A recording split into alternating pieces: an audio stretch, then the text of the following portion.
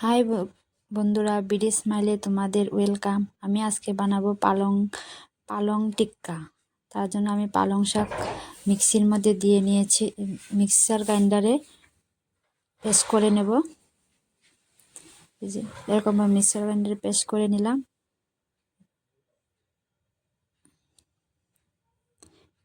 এখন এদিকে আটা নিয়ে নেব। আমি 2 বাটি আটা নিয়েছি।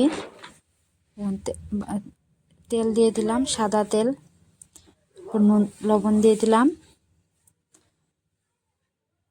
চিনি দিয়ে দিলাম। এখন এই যে পালং শাকটা চালন দিয়ে অল্প ছেঁকে নেব, ছাবা ছাবা থাকে তার জন্য ছেঁকে নিলাম।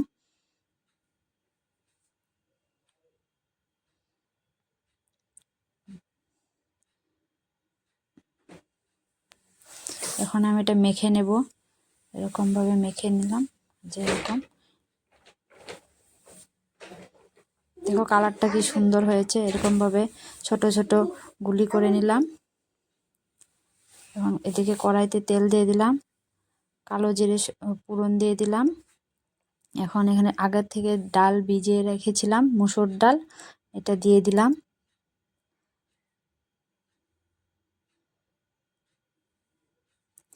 এখন এখানে অল্প জল দিয়ে দেব, এরকম ভাবে জল দিয়ে দিলাম।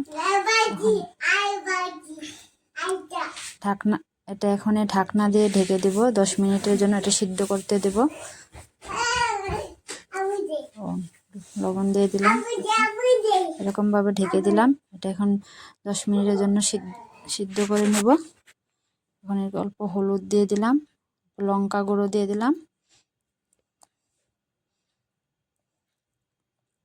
এটা অল্প ভাজা ভাজা করে নেব। এটা পালং টিক্কার ভিতরে দিয়ে দিব। এটা এরকম ভাবে ভাজা ভাজা করে নিলাম।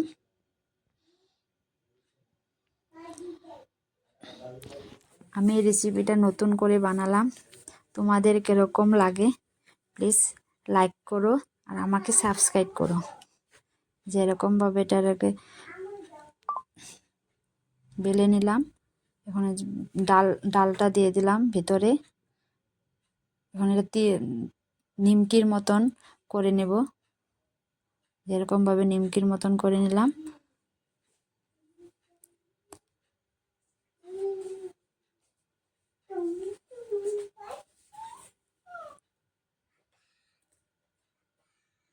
অল্প আস্তে আস্তে করতে লাগবো, কারণ ভিতরে ডাল আছে।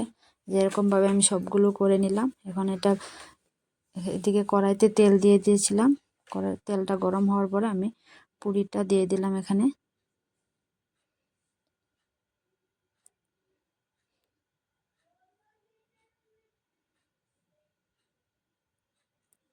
এরকম ভাবে লাল করে সবগুলা পালং টিক্কা ভেজে নেব।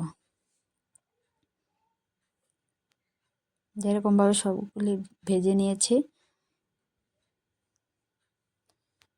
আমি যে হাত দিয়ে একটা ভেঙে দেখাই কিরকম মুচমুচো হয়েছে। প্লিজ তোমরা বানিয়ে খেও।